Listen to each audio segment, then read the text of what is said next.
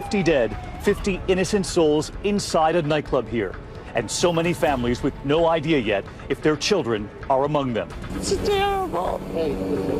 He's my only child. Authorities say a lone wolf is responsible. A 29-year-old American who had been interviewed before by the FBI.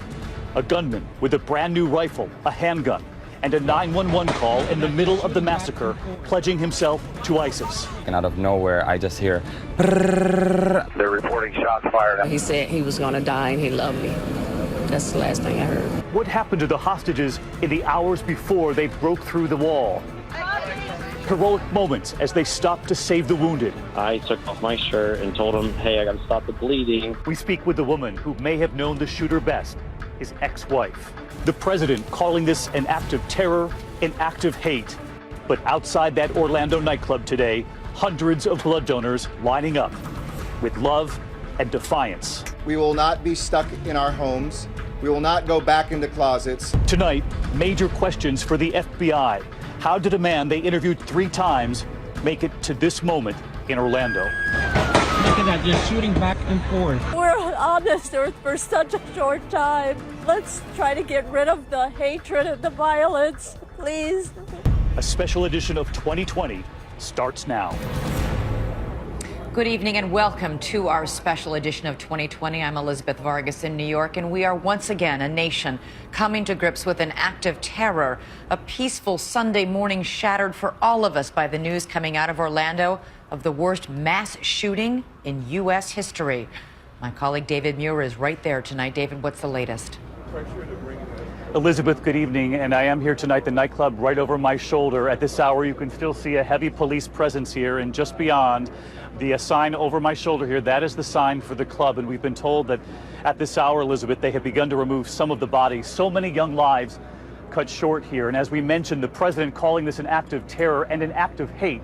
And when you hear the stories here tonight, the young man who texted his mother saying, "I'm going to die," some trapped in the bathroom, then a young survivor who now talks about playing dead for 3 hours while the gunman asked questions of people inside that club and shouted, "Stop killing ISIS." It's chilling to think that so many of the young people were just getting here last night, 24 hours ago. Many had not even arrived yet. And then later, as that music was booming, the gunshots began to break through it all. It is Latin night at the Pulse, a gay nightclub in downtown Orlando, packed with 320 people. And this video of people dancing taken just last night, and then at 2:02 a.m., bartenders announcing last call, when suddenly the gunfire. I could start smelling the ammunition in the air.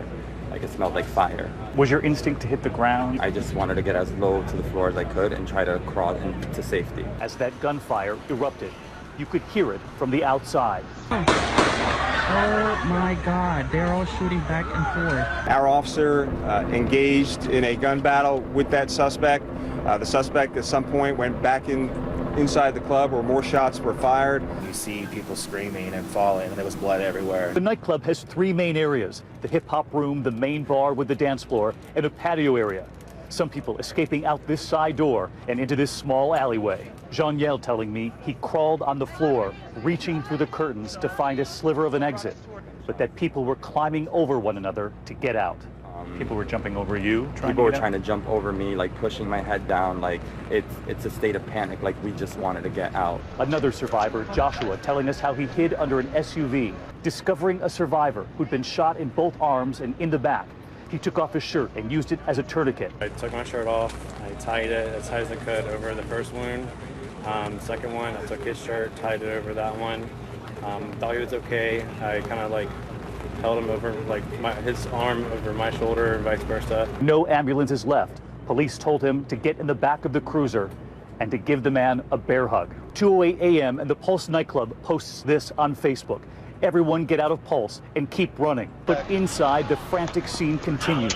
So many looking for the exits, others hiding in rooms with no way out. I saw him. He was maybe 20, 30 feet away from me. and I saw the fire coming out of his gun every time he shot fire. About 15, 20 people got shoved into a one-person bathroom until he started shooting through the doorway. Dozens who did not make it out, becoming hostages stuck inside. Some huddled inside a bathroom just off the dance floor, texting loved ones. Call police, I'm going to die. He called him a terrorist, has them in the women's bathroom, and please come get us out because he's about to kill us. And in the midst of the attack, the killer himself. Authorities say he called 911 to pledge his allegiance to the terror group ISIS. Authorities sending armored vehicles and SWAT teams. They rushed to the scene. But for nearly 3 hours, they hold their fire, waiting outside. We're being told possibly up to 15 remaining in the club that are barricaded in. Why did the SWAT team wait 3 hours? In that time, we need to set up, reevaluate, reassess what's happening, and make sure that all the pieces are in place. Around 5 a.m., explosions at the club. Some sort of explosion or Moments later, we learn it's a controlled explosion set off by police to distract the gunman. An armored vehicle smashes through a wall of the club, and SWAT officers swarm in behind. Look at that, just shooting back. 11 of them suddenly involved in a shootout with the killer. We had 11 Orlando police officers that exchanged gunfire with the suspect and killed him. Authorities say the shooter, revealed to be 29-year-old Omar Mateen, a U.S. citizen born in America with Afghani parents. Police say he used 2 guns, authorities revealing he purchased both of them in recent days. It was a handgun and a AR-15 type assault rifle. One round injuring an officer during the firefight. This damaged Kevlar helmet may have saved his life. And it is with great sadness that I share we have not 20 but 50 casualties. In addition to the shooter, there are another 53 that are hospitalized. Making this the deadliest mass shooting in U.S. history. Although it's still early in the investigation, we know enough to say that this was an act of terror and an act of hate. The 15th time President Obama has addressed the nation since taking office after a mass shooting on U.S. soil. We do have an ABC News exclusive here tonight as we now get a new portrait of what it was like inside that nightclub as the gunman asked people their racial backgrounds, began talking about ISIS, and holding them essentially hostage for several hours. This one survivor you're about to hear the tale of was in there for 3 hours as SWAT teams were assembling right outside here before they broke through those walls. And Gio Benitez talked to him a short time ago as he was leaving the hospital tonight. Gio is across town here in Orlando. Gio? That's right, David. We are at the largest gay club in Orlando, and this is where we met that survivor. He played dead for 3 hours and was just released from the hospital. In fact, he's still wearing those hospital ID tags. Listen in. He heard them on the, talking probably to the police department or texting, and he asked them, please do not text. And so they stopped, but then somebody started the texting back up again, and he said, didn't I say don't text? Give me all your phones. Who's in here? Are you guys black? And a couple of them said, yeah. He said that I don't have an issue with the blacks. And then he got on the phone, I don't know if it was with the news or the police department, telling them that to stop, America needs to stop bombing ISIS in So he Syria. was calling people on the phone? Yeah, he called somebody on the phone. And he was telling them stop bombing ISIS? Stop bombing ISIS on the in Syria. Then he called somebody else that he knew, and he mentioned that that he was the 4th shooter, and there was 3 others, and he mentioned, I believe, a female name, and that was playing dead, or because he's saying that she has a bombing vest, and he has one too. And then he said there were 3 snipers out there waiting for cops to come, so the snipers would shoot at the cops. So this whole time, what were you doing? I mean, you must have heard all this gunfire. Yeah. I stood quiet. I said, I don't think he knew we were there until he came back in and shot again. And one black boy came crawling underneath the stall, grasping our legs and having me and my friend to drop to the floor. And he would go wash his hands and use the blower. And I felt something poke the back of my pocket. You think he was poking you? Yeah, it was like one quick touch or poke. I don't know if it was with I didn't know what he had to use as a weapon, but he probably was thinking of, I'm dead. So you played dead for 3 hours yes, straight? And my friend followed the role, quiet. I heard the cops screaming, get down, get down. looked like they were getting closer. I don't know, they pulled people from the other side of the club there out. He was busy fixing his rifle, or I don't know what he had, but he was busy fixing. I heard shells drop, shells dropping on the floor. And he was happy that he got it fixed, and he said, oh, I got plenty of bullets. He said, I've got plenty of bullets. Extra bullets. He started shooting in the stall, and I don't know if he was killing the ones in the back stall, and the cops bust a hole in the wall. What did you see when you walked through that club? No, I did not. They took me out of the hole in the wall. And he says that he is a mentor to a lot of the young people in this community. He says he knew 75% of the people in that club, especially all of those who died. David. Chilling to still see that hospital band around his wrist, Gio.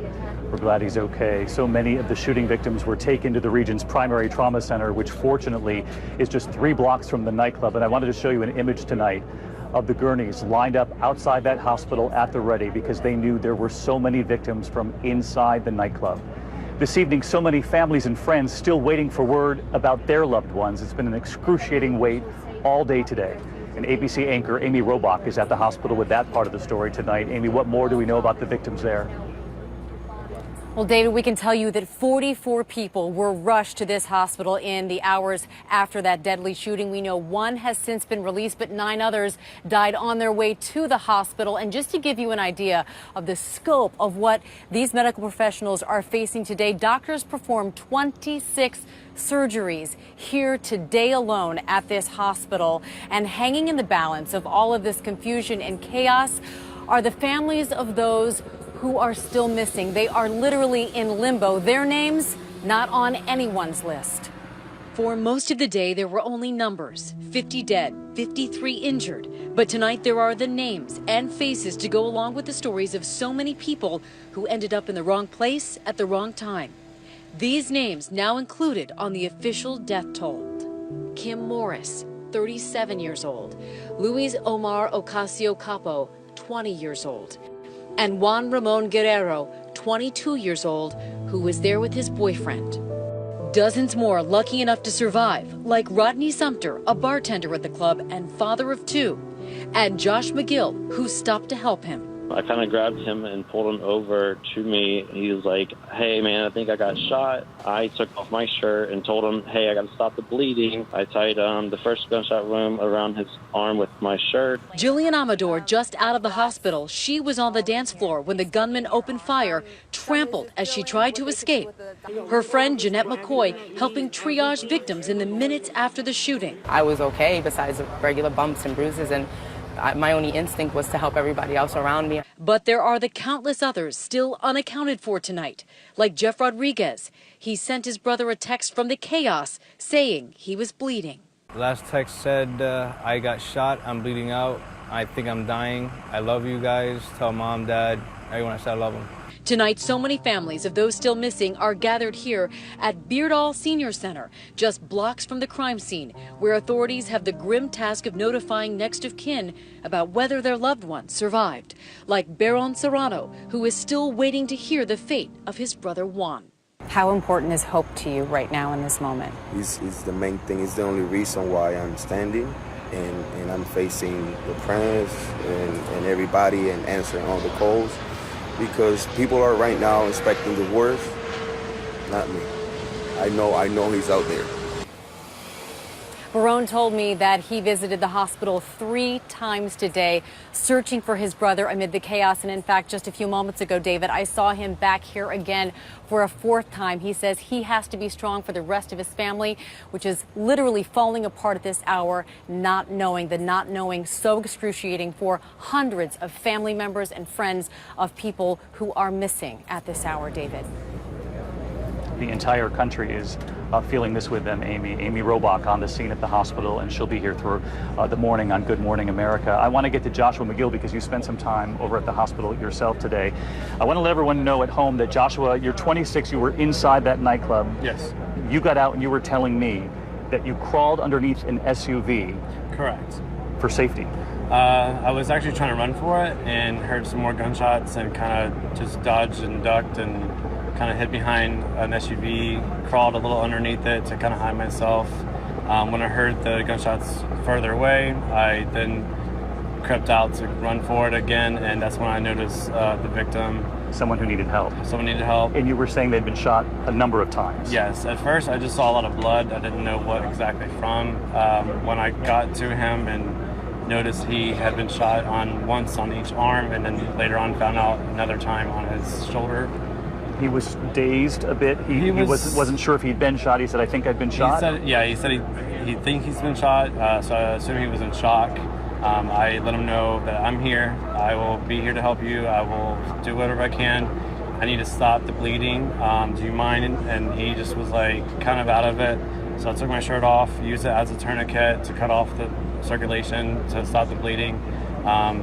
Took off his shirt, did the same thing to the opposite arm. And I know there were ambulances had all gone to the hospital. There were none left. None. And so the police told you to get in the back of a cruiser? Yes.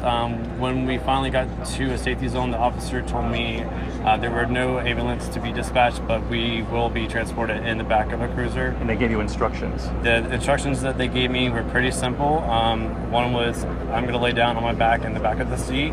He's going to lay on top of me.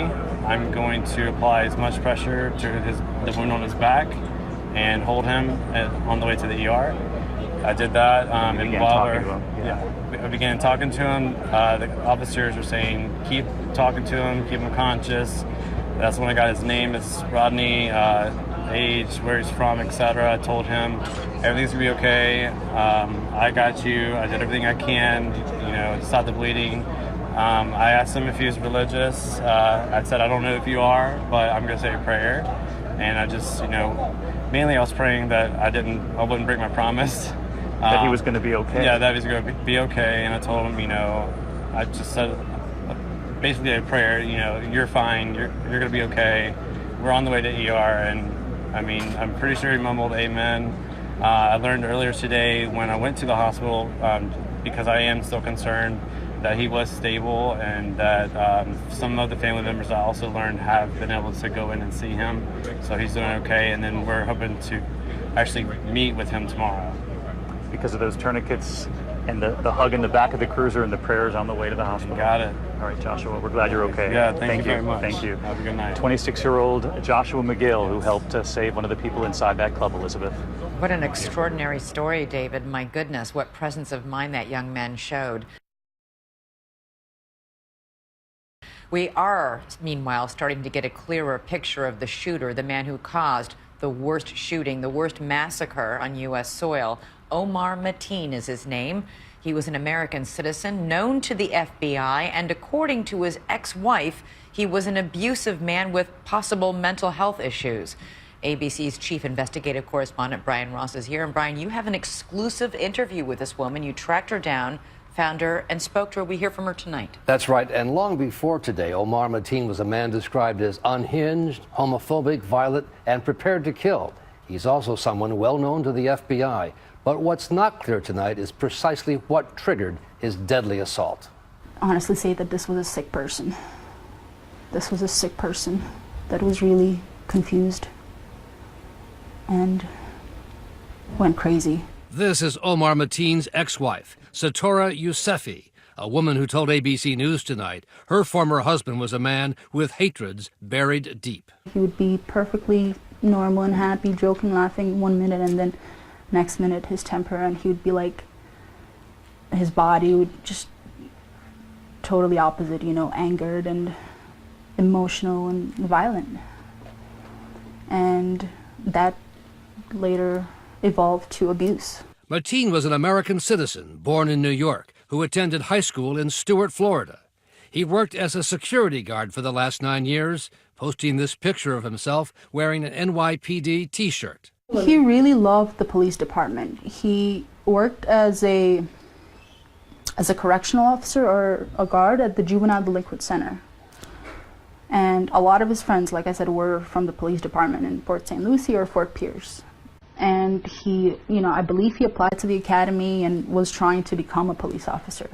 Oh my God. His job had been to protect lives, but today he took lives.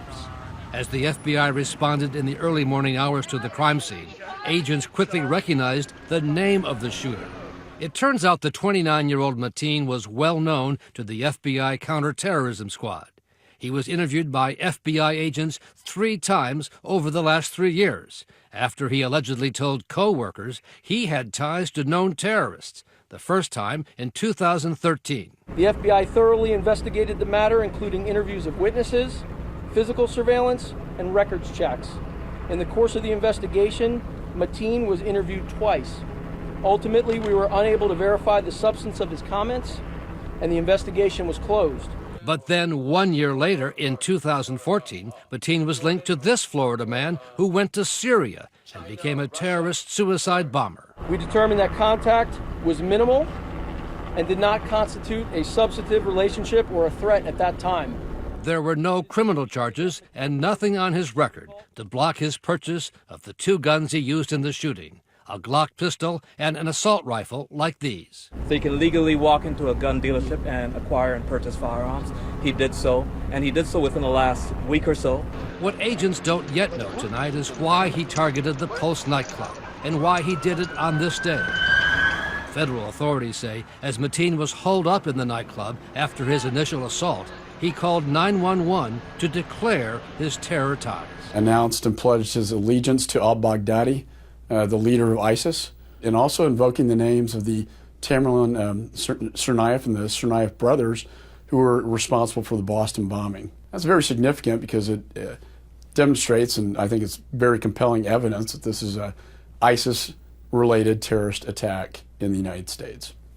Late today, the ISIS propaganda news agency claimed that Mateen was an Islamic State fighter, although there was no indication that the attack was planned by ISIS.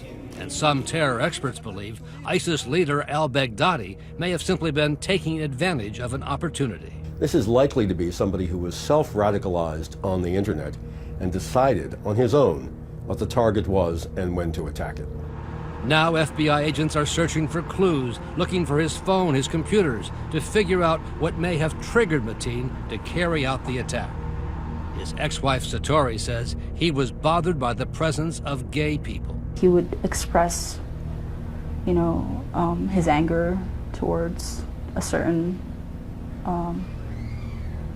culture, homosexuality, and I know at that time he was trying to get his life straight and, follow his faith. And I guess that created a confusion between that, and there was definitely moments that he would express his intolerance to homosexuals. Mateen remarried and had a 3-year-old son with his second wife. Satora says she was lucky to escape alive from her marriage to him. And I'm blessed to have the family that I do because they saved me from death. Satora has now been interviewed by the FBI, which is attempting to talk to all of Mateen's family and friends. The father told reporters he believed his son became upset recently when he saw 2 men kissing, Elizabeth. We should note that his ex-wife, who, by the way, was rescued by her own family. That's right. They actually came in and took her out of that house secretly. But she observed no radicalized or even moderate religious tendencies while she was with him. That's right. We asked her about Al-Qaeda and ISIS. She said she didn't see anything like that at all during the time she was married to him, although she does say he was a violent man who flew off the handle easily. So a violent man while with her, and then we have reports that after she left and he did try to contact her, she refused all contact, that he then perhaps did begin to get perhaps radicalized, at least more observant, even taking a pilgrimage to Mecca. It was even after that marriage fell apart that he began to be investigated by the FBI and was apparently telling co-workers about his connection with terrorists. And he was almost boasting about it. They investigated that and came to the conclusion that it was more a boast and not really a threat. They're certainly rethinking that tonight. Bottom line, this is what they've all feared most, the lone wolf, somebody who just has to be inspired and decide to take it into his own hands to do something absolutely horrific. And hides his intentions well. All right, Brian Ross, thank you so much. David, back to you in Florida. Elizabeth, thank you. And I want to touch on something Brian reported on there with our senior justice correspondent, Pierre Thomas, tonight, because so many Americans who have watched this unfold today are asking, how can someone be interviewed by the FBI 3 times and then in just recent days go in to buy guns with a federal background check, And yet there were no red flags that set off an FBI database somewhere, even though he'd been interviewed 3 times. How does this happen? David, in most cases, you can be on the terrorism watch list and still legally buy a gun. In fact, the president in a recent town hall expressed great frustration that known ISIS sympathizers could still buy guns. In the meantime, to another number you have reported on so often, you have said in your team that there are about 800 cases in this country as we stand here tonight of potential ISIS sympathizers, and yet law enforcement has to find a way to track all 800 of them. Is that even possible? David, the FBI is under tremendous pressure. Investigations in all 50 states, as you said, hundreds of people to look at. The key, who is just interested in ISIS and who will actually kill? That's the dilemma that they face. And right now, there's a smaller group of people that they have under 24-hour surveillance that can require dozens of agents. Under pressure, but now facing questions about how someone can be interviewed, boast of sympathizing for ISIS at work, and still be able to buy guns a couple of days ago. Indeed. Pierre Thomas with us tonight. Thanks so much. Elizabeth, back to you in New York. All right, David, coming up on this special edition of 2020, the ISIS connection to today's attack and its history of violence against the gay community. And as we take a break, take a look at this picture of the Freedom Tower in Lower Manhattan, built on the site of the worst terror attack ever on American soil on 9/11. Tonight, the spire is lighted in the colors of the rainbow flag.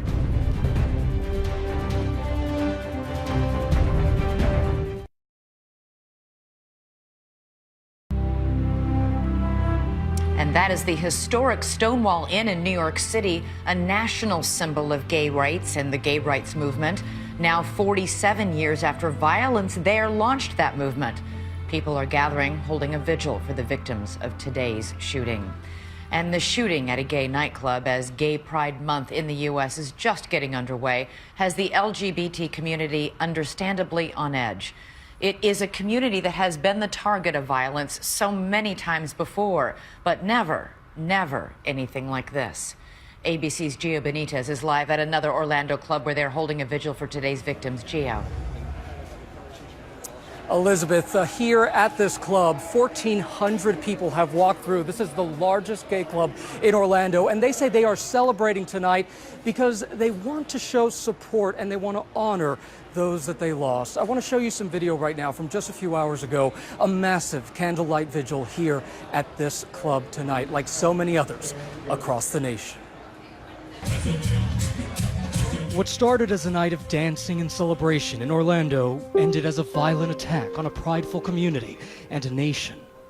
This is an especially heartbreaking day for all of our friends, our fellow Americans who are lesbian, gay, bisexual, or transgender. Nearly 12 hours after the first shots were fired, the president set the tone of solidarity. This is a sobering reminder that attacks on any American, regardless of race, ethnicity, religion, or sexual orientation, is an attack on all of us. But sexual orientation came up again today at, of all places, blood banks in the Orlando area that received so many donations they had to turn people away. This in spite of the existing FDA recommendation that men who have slept with men in the past 12 months not donate blood. When I tried to donate blood today, I got turned away from being gay. So I just feel helpless, scared, sad, angry. This all coming during Gay Pride Month, and nowhere was the love more on display than in Los Angeles at the nation's largest LGBT parade. Pride was interrupted for a moment of silence. And as the colorful parade continued, news emerged that this event too may have been a target of terror. This 20-year-old suspect was arrested with an arsenal of his own shortly before 5 a.m. today. Our officers were immediately noticed that there was a rifle in the seat of the car, which led to a further investigation, at which point we recovered additional firearms, high-capacity magazines. Police say the investigation is continuing. We do not have any additional information related to what his intentions were. Celebrations proceeded without incident in cities like Philadelphia and Washington, D.C. And the people of Orlando are gathering tonight at the city's largest gay bar, Parliament House. Orlando is a beautiful city, and Orlando is, we've shown our spirit. Orlando truthfully is the city beautiful, and our community has come together with an enormous outpouring of love. We are left with the sounds of the Orlando Gay Chorus's rendition of true colors. I see your true colors, and that's why I love you. So don't be afraid to let it show your true colors, true colors. And we are back live now with Tim Evanicki. He's one of the managers here. And Tim, I was talking to one of your employees. He lost 9 friends in that shooting.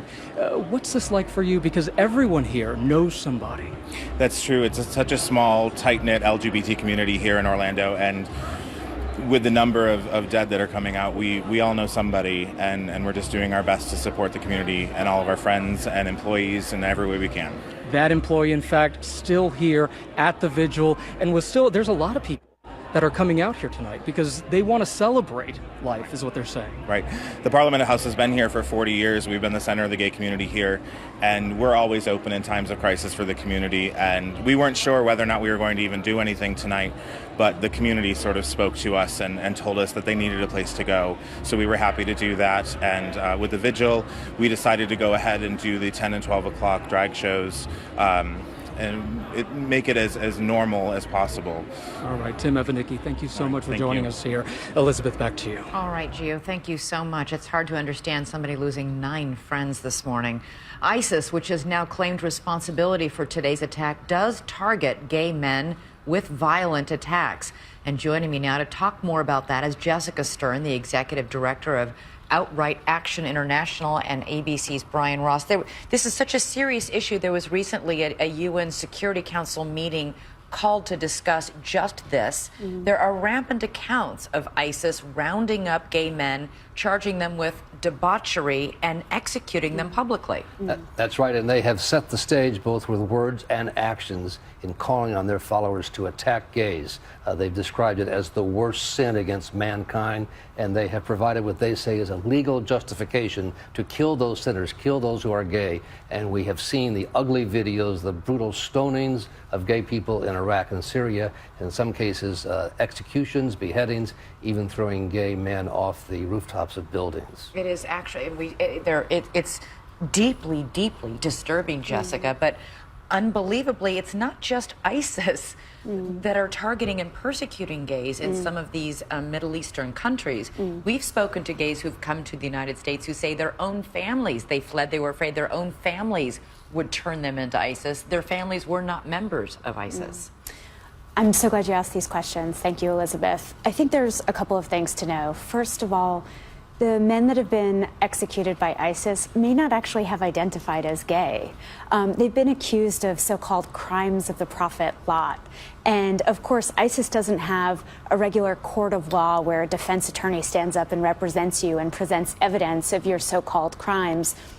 These are really arbitrary allegations that can be used against almost anyone without evidence of any wrongdoing or their identities. So I think it's important to just draw a distinction. People are being persecuted for alleged acts of homosexuality, but we have no idea how they identify.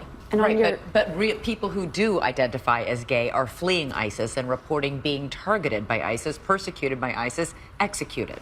And that is such an important point because ISIS is not just executing people, they're bragging about it. So my organization, Outright Action International, has documented more than 41 murders that ISIS has claimed responsibility for alleged acts of homosexuality since the end of 2014. And so we know whatever the justification for the executions are, ISIS has been sending a systematic message that certain people are undesirable.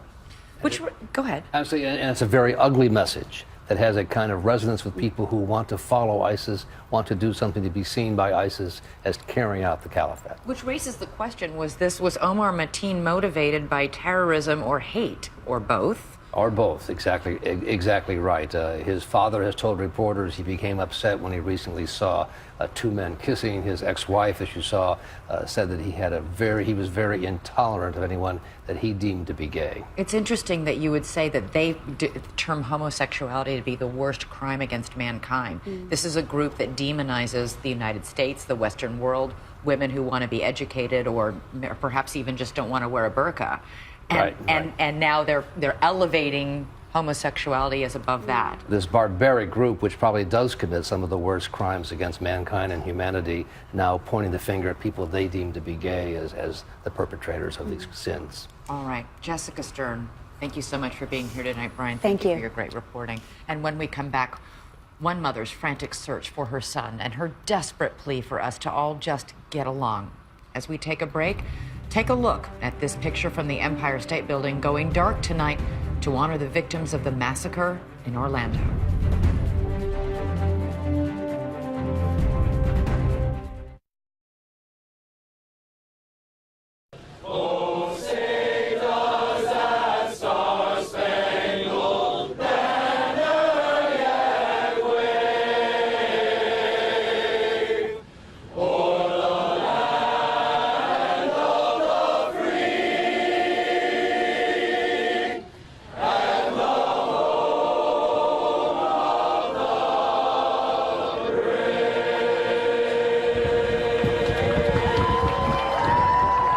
Chorus performing the Star-Spangled Banner outside the White House in Washington today. There was a swift response from President Obama today. As we mentioned earlier in the hour, this was the 15th time he addressed the American people after a mass shooting on U.S. soil. But there were also responses from two other people, the presumed nominees for each party, Donald Trump and Hillary Clinton, giving the American people a glimpse at how each of them would handle this if they were elected president. Here's ABC's chief White House correspondent Jonathan Karl tonight. Today marks the most deadly shooting in American history. It's the 15th time the president has addressed the nation following a mass shooting here in America. A grim ritual echoed over and over again during his presidency. I hope and pray that I don't have to come out again during my tenure as president. 2009, Fort Hood. In 2011, Congresswoman Gabby Giffords gunned down in a Tucson parking lot. 2012, the horror at Sandy Hook Elementary School. The majority of those who died today were children. They had their entire lives ahead of them. Many of the shootings were crimes by deranged gunmen without any ties to terrorist groups, many with guns bought legally. The number of people who die from gun-related incidents dwarfs any deaths that happen through terrorism. But several were inspired by radical Islamic terrorist groups like ISIS. Most recently, San Bernardino, and now, apparently, Orlando. We are united in grief, in outrage, and in resolve to defend our people. Condemnation of the violence is universal, but what to call it and how to respond has erupted into a political war. Today, Donald Trump tweeted that Obama should resign for not saying the words radical Islamic terrorism. He later hit Hillary Clinton too, saying she should quit the race for the presidency for the same reason. Ted Cruz demanding Obama unleash the full force and fury of the American military to destroy ISIS. From Hillary Clinton, a more measured response, calling for actions to keep guns out of the hands of terrorists and criminals at home. The president called for that today, too. And we have to decide if that's the kind of country we want to be. And to actively do nothing is a decision as well. Doing nothing has been the answer to President Obama's calls on this for the last 7 years. John Karl, our thanks to you, and we want everyone at home tonight to know that you have a voice in this too. We want you to tweet us and weigh in on the conversation. Use the hashtag ABC2020. And as you heard John report there have been too many times to count that the president has addressed this country after a mass shooting here in Orlando, but of course Newtown early on in his presidency, San Bernardino not long ago. And tonight, 2020's Deborah Roberts with the families who are still waiting for action. They're reporting shots fired outside of ORMC. Many lives were lost.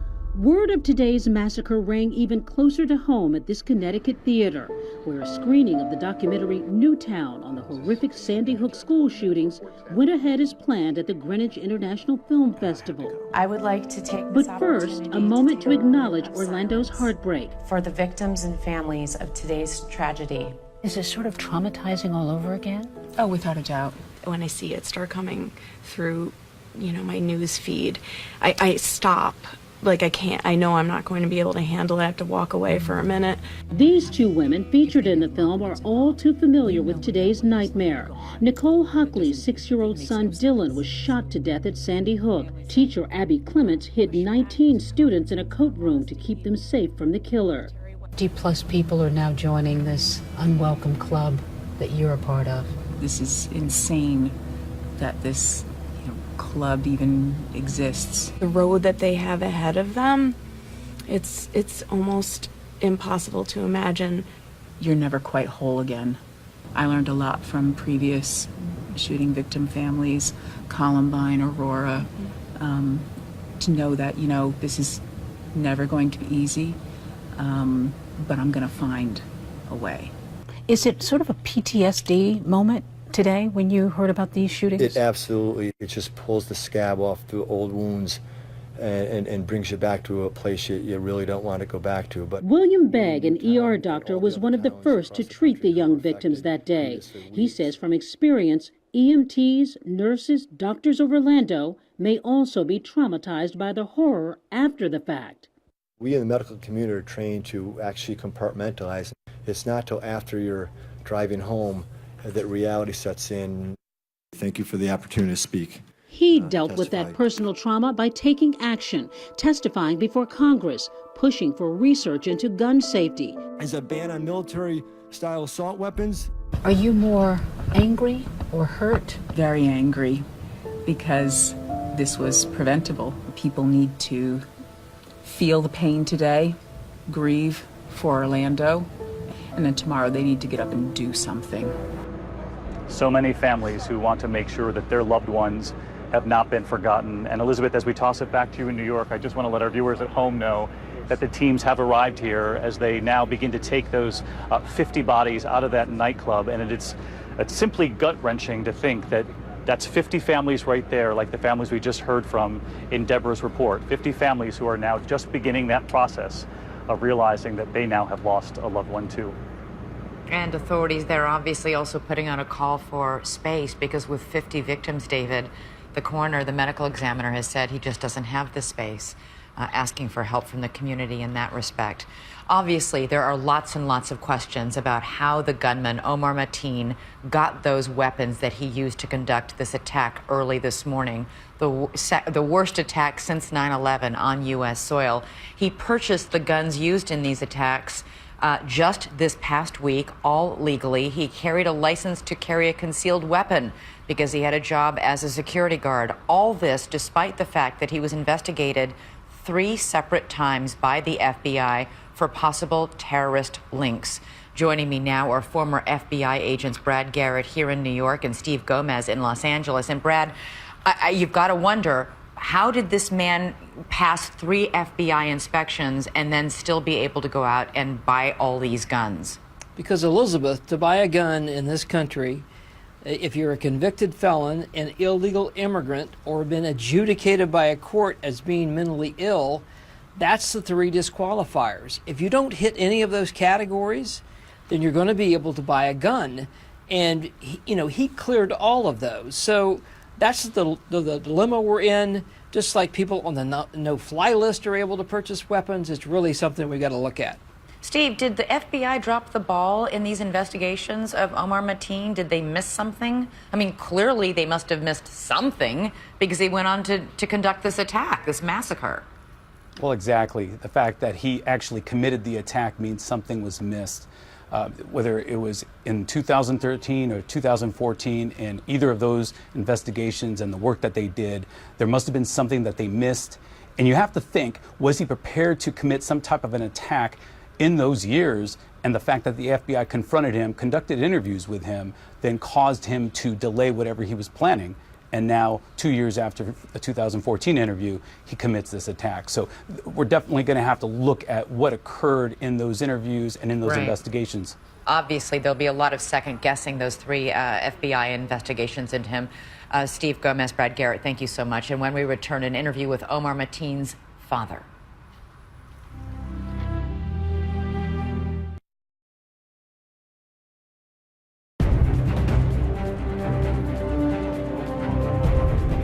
The world now paying tribute tonight to the victims here in Orlando. Images of a candlelight vigil there at the Rome Coliseum. Just one of the many tributes around the globe. We have been talking about this so-called lone wolf who went into this nightclub overnight and inflicted his horror on so many people, Omar Mateen. We know that he was a U.S. citizen. He was born in New York. His parents were from Afghanistan. And tonight, his father has just given his first on-camera interview to ABC's Lindsay Janis. Why did you decide to speak with us tonight? Because this is something affects everybody. It's affecting everybody in the United States. And I love my American brother and sister. And this news wasn't easy to hear. I wish there was something I could have done if I knew about it.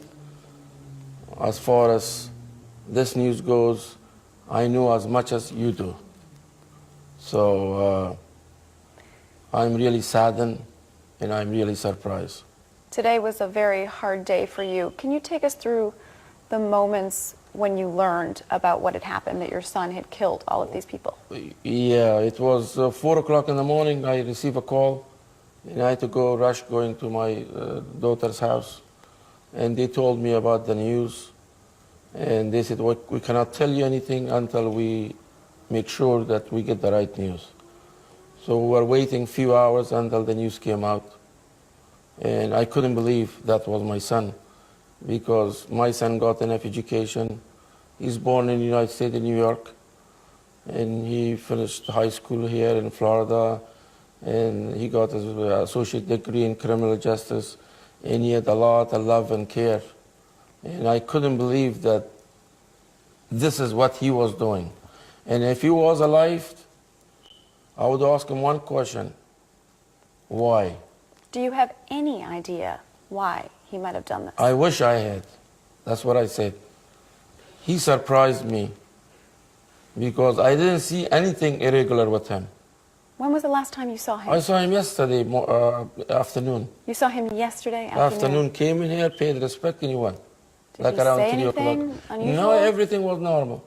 Everything was normal. Was he radicalized in any way? Did he have sympathies with ISIS? He wasn't, because he had no beard. And he was just a regular person going to work, coming back and take care of his wife and his kids. Omar Mateen's father, who says he saw his son just yesterday afternoon, and if you could ask him one thing, it would be why. Elizabeth and I will be back with some closing thoughts right after this.